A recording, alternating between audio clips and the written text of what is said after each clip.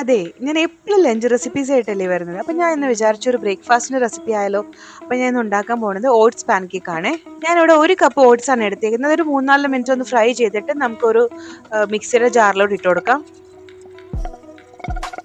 ഇനി ഇതിലോട്ടുണ്ടല്ലോ ഒരു റോബസ്റ്റ പഴം പഴുത്തത് നമുക്ക് ആഡ് ചെയ്ത് കൊടുക്കാം. അതിന്റെ കൂടെ തന്നെ 4 ഈന്തപ്പഴവും പിന്നെ ഒരു മുട്ട പൊട്ടിച്ച് ഒഴിച്ചു കൊടുക്കുക. പിന്നെ ഒരു നുള്ളു ഉപ്പും ആവശ്യത്തിന് പാലും ഒരു 1/4 ടീസ്പൂണോളം വാനില എസൻസ് ഒഴിച്ചിട്ടുണ്ടല്ലോ നമുക്ക് നല്ലതായിട്ട് അരച്ചെടുക്കാം കേട്ടോ. നിങ്ങൾക്ക് വേണമെങ്കിൽ ബേക്കിംഗ് പൗഡറും ചേർക്കാമേ, ഞാൻ ഇതിലിപ്പോൾ ചേർത്തിട്ടില്ല. എനിക്ക് ഈ ഓട്സ് പാൻ കേക്ക് ഉണ്ടല്ലോ ഭയങ്കര ഇഷ്ടാട്ടോ. അതുകൊണ്ട് ഞാൻ വീക്കിലി ഒരു 2-3 പ്രാവശ്യമെങ്കിലും ഉണ്ടാക്കുവേ. അപ്പൊ ഞാൻ അതിന് ഫ്ലേവർ മാറ്റി മാറ്റി കൊടുക്കും. ഒരു പ്രാവശ്യം ഏലക്ക ഇടുവാണെങ്കിൽ ഒരു പ്രാവശ്യം വാനില എസൻസ്, പിന്നെ കൊക്കോ പൗഡർ ഇടും. പിന്നെ വാനിലയും ഏലക്കയും കൂടി ഇട്ടിട്ട് അടിച്ചാലും നല്ല അടിപൊളി ടേസ്റ്റ് ആണ്. പാൻ കേക്കിന്റെ മാവുണ്ടല്ലോ ഞാൻ ദോശത്തവിൽ വെച്ച് ചുട്ടെടുക്കുന്നുണ്ട്.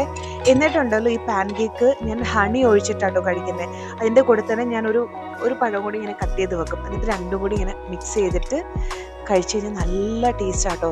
അടിപൊളി ബ്രേക്ക്ഫാസ്റ്റ് ആണ്. ഉണ്ടാക്കി നോക്കാൻ മറക്കല്ലേ.